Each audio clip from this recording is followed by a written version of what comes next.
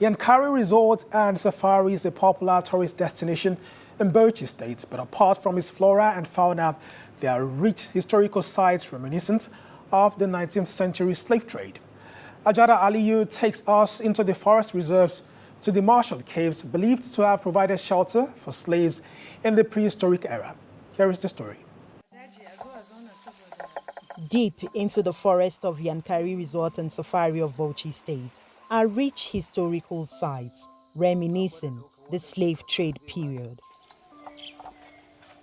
The Duke Wells attract tourists who are curious about how slaves resolved the challenge of water shortage while being transported from Duguri to Pali district of Bauchi State.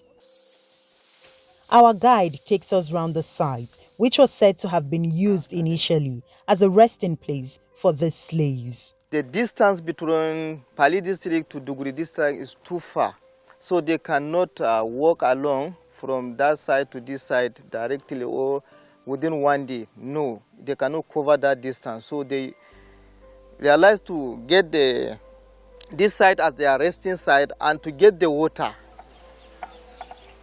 There are 132 Duke wells interconnected by shafts, which enabled easy water storage while catering to the growing population of transporters. These wells were named after the famous Wiki slave transit group of the 19th century.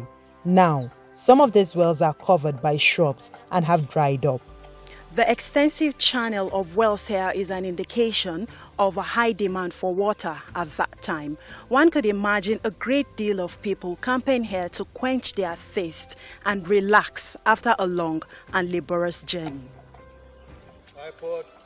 From the Duke Wells, we traveled further to the Marshall Caves. There are 59 caves here, dug in weathered sandstone escarpments, with some of them interconnected. Details about the caves are speculative.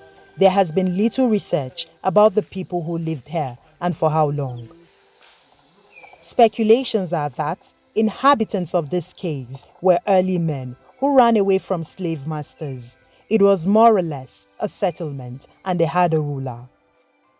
It is key to know that at the time the people settled, Yankari was not a protected area.